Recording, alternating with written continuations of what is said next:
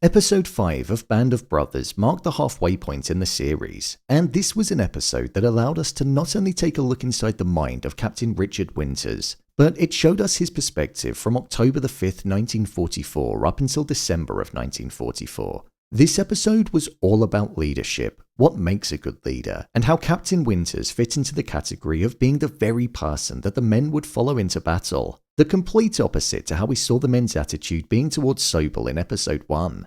With this being an episode that comes before what I think is one of the best, which is episode 6, Bastogne. Let's jump into this video and break down all that there was to take away from the episode. Here is a breakdown of Band of Brothers episode 5. Just to let you know, this video will contain spoilers. The interviews. As every episode of Band of Brothers has at the start, it contained interviews with the veterans from the 101st Airborne Division. This set of interviews consisted of Captain Dick Winters, Buck Compton, Joe Lesniewski, and Robert Popeye Wynn. With this episode being centered around good leaders, it felt right that Captain Winters was the person to open up the interview. He spoke about what it felt like to be a leader and the responsibility that falls on one's shoulders when they're in the position that they're in. Buck Compton then went on to speak about what a good leader has to do in order to be seen as one. And then the other veterans went on to speak about Dick Winters without it explicitly being said that they were talking about him. It was said that the person in question was one of the best, that he was a real soldier, and that many of his men would follow him into battle, when compared to there being some that wouldn't even follow certain leaders into water. The final line of the interview, spoken by Popeye, was focused around how he didn't know how Winters ended up surviving and making it back alive due to the selfless nature that he had, considering that he didn't have to be like that, but obviously he chose to be. At this point in the episode, we didn't actually know that the entirety of it was going to be focused on Captain Winters, but within a couple of seconds it became clear that with the entire episode pretty much being from his perspective, that they were talking about him. Up until that point in the show, we'd seen Winters be a very respected member of Easy Company and become somebody that was flying through the ranks. But actually hearing the real-life veterans talking about him was something which landed with much more impact than the show could have ever got across through his fictional depiction. There was respect and meaning behind what they were saying, and you could tell that they valued him as a person and also a leader. So I thought this opening section with the interviews really did set the tone and mood well for everything that was about to begin. The repeated scene. After the interviews occurred, we then had a scene that repeated quite a lot throughout the episode, and it was almost like a visual motif. The episode began with us seeing complete chaos from the perspective of Captain Winters. There were point-of-view shots, handheld camera shots with close-ups of him, and the sound of his breath as he was running really allowed this moment to feel immersive and translate that sense of panic and internal fear that he had through the screen. It climaxed with him seeing a young German soldier opposite him, and he then killed him whilst looking directly into his eyes. This is a scene that I think we see about 3 or 4 times in the episode, and it's a powerful one for a number of different reasons. This is a kill or be killed environment, but Winters himself reflected upon this moment a lot. But he reflected on it the most when he was taking a 48-hour break in Paris, where he looked at a young lad and saw the boy that he killed in a flashback. It was in this moment where we saw that he witnessed the fear in the person's eyes that was in front of him, and he almost saw him as a human being in his mind for the first time, rather than just an enemy. This is probably because he was integrated back into society for the first time since it happened, and all of those thoughts were able to enter his mind. So this opening scene really was such a powerful one, and it connected to multiple different parts of the episode and showed us how it directly impacted Winters. After we had that flashback, it was then on October 17th, 1944 in Schunderlocht, Holland, where we saw the difference between Winters and Nixon. These two were best friends and always have been throughout the show, but their differences are something that definitely sets them apart. Winters is that leader and person that follows the rules to a T, whereas Nixon, despite being somebody that you'd wholeheartedly trust, he just doesn't seem as on it when compared to his good friend.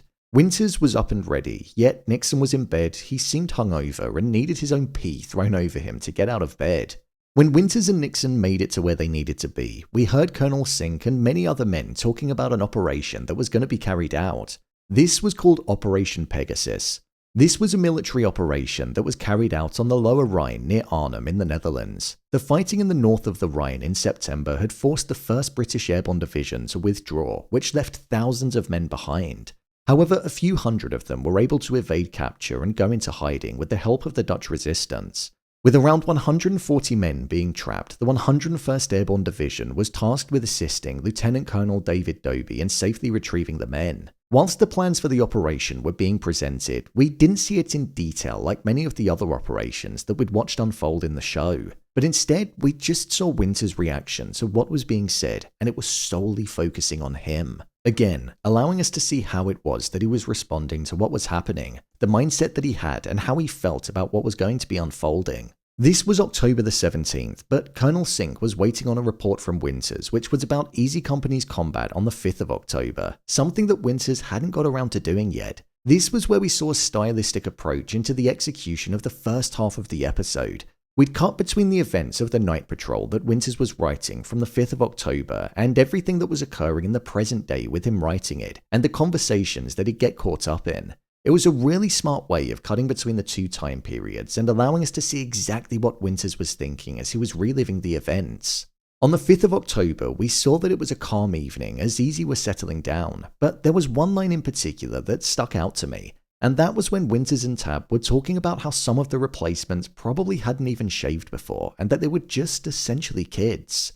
Something which felt like it eventually ran through Winters' head when he looked at the person that he killed the following day. But just like many of the previous episodes, we saw how it can go from being extremely calm to it then becoming all-out chaos and filled with death. And that was with Ali being brought in due to being wounded and in a critical condition. This was what sparked Winters and many of the other men to go out looking for the German soldiers that were in the proximity that may have been behind the attack. This was where we saw Winters exhibit the leadership mentality that he had, as once they heard the enemy fire, all of the men got down, but he was the person who went over the edge to ensure that he got a better look at what they could have been facing. He also ordered them to wait for his signal before moving. This tied back into what was spoken in the interviews where they were describing him as a good leader and one that they would follow. He was putting himself in danger first rather than risking other people's lives, showing that he valued them all as equals and not himself above the others. In the build-up to Winters and the men looking to take out the Germans in front of them, it cut several times between Winters' writing and also the scene where they were running towards their target. This really allowed the tension to build, and it showed the level of detail that Winters was looking to go into in the report that he was giving to Colonel Sink. This was something which, again, later on in the episode showed a slight difference between Winters and Nix. Nixon said how it wasn't literature and that he should just keep it simple, but Winters was going into that level of detail, and I feel he was because, again, it tied into the type of person that he was. But also, there could be information in there that could prove to be valuable to the future. Seeing Winters also reflecting on everything that happened as he was writing it was something that provided a total contrast to the loudness of the battlefield. But then the silence of the room, the close-up shot of his face really made us understand that all of the noise from the battlefield was going on inside of his head. So we were seeing silence, but he was hearing everything. It was a really powerful decision to make with the creative delivery. The following day, during the attack, we saw again that Winters was prepared to go alone at first into the enemy territory and take on the Germans. He instructed his men to wait for the red smoke before charging after him. Something that they did do, even though they felt like he was vulnerable out there on his own. The red smoke, contrasting with the glowing white sky, was a really cool looking shot and just reinforced danger. This also showed that he was prepared to throw himself in front of the enemy before any of his men, and he put them first. During the attack, there were significantly more Germans than what they thought were there, and there was essentially a whole other company of men that were there that they were facing. With explosions going off, the camera movement was something which really contributed to this scene feeling extremely immersive, and almost like we were there amongst the chaos. It was once Winters and the squad had defeated them that they realized that it was two German SS companies. During this, William Dukeman was killed. This was something which did actually happen in real life. William Dukeman was killed by a rifle grenade being fired at him. Prior to his death, he took part in the Battle of Carrington, the Battle at Bloody Gulch, Operation Market Garden, and also the Battle for Nouenon. As well as Dukeman being killed in action, there were also 22 wounded from the 101st. However, on the enemy side, there were 50 dead and 100 wounded, so it was seen as a success for Winters and his men.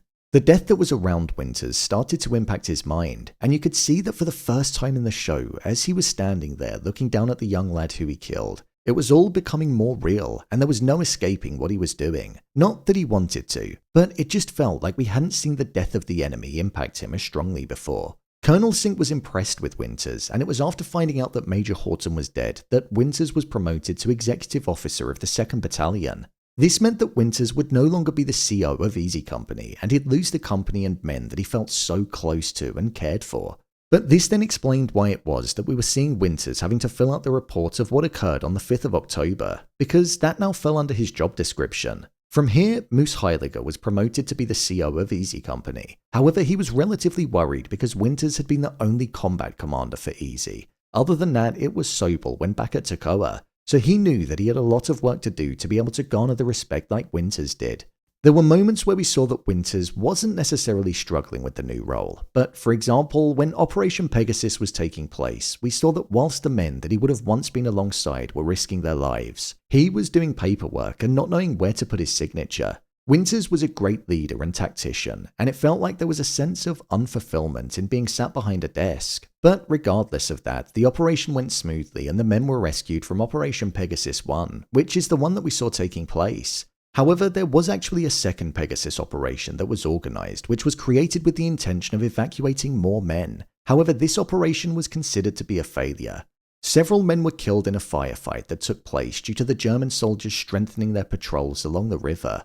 After the success of Pegasus 1, the episode then cut forward a couple of weeks to October the 31st, 1944, and it was here where we saw that Moose Heiliger was fired at by mistake. This was a moment which again showed the fear that was present in many of the people that were there. There were constant replacements coming in, which meant a wide variety of experience there. Some had dropped on D-Day, others had seen no conflict at all, and that was something which was shown in this scene, where it just seemed like fear took over and the weapon was fired blindly.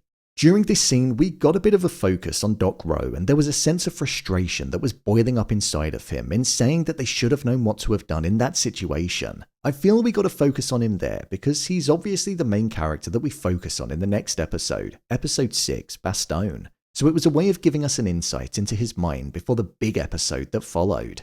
After this, it then cut to a month later on December the 10th, where we saw that the men were now in Montbellon-le-Grand in France. We heard that Easy Company was now at 65% strength and that the Toccoa men were the ones that were holding it together. Again, showing how important Sobel was to the creation of Easy Company, as they were the original ones that made up the company before the replacements and new recruits started coming in. So Winters was pleased to see Bill Garnier coming back from the hospital and wanting to fight alongside the men. With all of the stress of the war, Winters was given a 48-hour pass to go and visit Paris, but like I said at the beginning of the video, Winters slotting back into normal society was something which was taking its toll on him. He'd seen things that he'd never imagined seeing before, and it was haunting his mind. This was another insight into Winters' mind, where we saw that going back to normal civilization was going to be something that would take time due to all of the death and devastation that they'd been surrounded by. He couldn't just sit on the metro and enjoy the trip because for the first time in a long while, he was just alone with his thoughts. The only time he looked relaxed was when he was taking a hot bath, something that it looked like he did greatly appreciate because I imagine he hadn't been able to relax like that for some time. When Winters was back at the base, we then saw that Malarkey had won some money and was looking forward to spending it when he got a weekend pass to go to Paris, something that it seemed like was on the horizon for many of the men. But we saw that it was cut short and the passes were cancelled because the 28th Infantry and elements of the 4th were broken through in the Ardennes forest, which meant that the 101st Airborne Division had to go to Bastogne in order to support them. There was a really powerful moment in this scene in the hall, and it was when Winters was speaking with Buck Compton. We hadn't seen him since he was wounded in the previous episode, but he was now back, and sadly, he seemed like he was a shell of the person that we once knew him as. We knew Buck as a strong, confident, powerful leader, but during the conversation with Winters, he was almost deaf to the world and was reserved and within himself. Now that he'd been wounded, he knew what it was like, and I think that was something that shook him and was permanently within his mind. We even saw Winters noticing the difference in Buck as they were once alongside each other as equals. With the boys heading towards Bastogne, something which was considered a crossroad town due to there being 7 roads going into it and 7 roads going out, they were heading into there, under-equipped with their ammunition and supplies and without the correct type of clothing due to the harsh conditions, and with the men retreating from the area and saying, "They came out of nowhere and slaughtered us, get out of here." It set the scene for episode 6 in the most harrowing kind of way. These men were about to embark into a place that they simply weren't prepared for, but as the text on the screen said at the end, farthest from your mind is the thought of falling back. In fact, it isn't there at all. It was the perfect way to round off this episode, and with it finishing with a close-up of Winters' face reflecting on what's happened and all that's to come, it closed the chapter on the character where we really got to see how much of a respected leader he was amongst the men that served alongside him. The score in this closing section as well was absolutely beautiful. It was inspiring, but there was a sense of dread that was accompanying that inspiration, almost showing what's to come. Episode 6 is one of my favourite episodes in the entirety of Band of Brothers, and it's one that I've been looking forward to breaking down, so I'm going to get working on that video as soon as possible. My review of the episode. I think Crossroads is a really good episode of Band of Brothers. There's not a bad episode of the show, to be honest, but I thought in terms of a stylistic approach, this episode was quite different to the others. I quite liked that we got to see the events of October the 5th from inside of Winters' mind, and the whole first half of the episode was predominantly focused on that, and then the second part being centered around what's to come and the way that Easy Company were different to how they were before was an interesting approach. This episode really allowed Damian Lewis to shine and showcase his acting ability. Whether that be the looks that he gave when he was on his own, the battles that he was participating in, or the conversations that he was having with the fellow men, he stole this episode completely. Like every episode in Band of Brothers, this one was so well connected to the interviews that were taking place and the topic of the conversation, leadership, and Winters was the personification of a good leader and somebody that the men wanted in front of them on the battlefield. Personally, I'm buzzing to be on episode 6 and I can't wait to rewatch Bastogne, so that video will be coming very soon. So, there you have it, my breakdown of Band of Brothers episode 5. If you want to see more videos on Band of Brothers, then click on the card in the top corner. I've covered the first 4 episodes and I'll be continuing to do it until I've done all 10. I also covered Masters of the Air, so if you want to see breakdowns on that show, then head over to the channel. What is your favourite episode of Band of Brothers? As always, thanks for tuning into the video and I'll see you in the next one.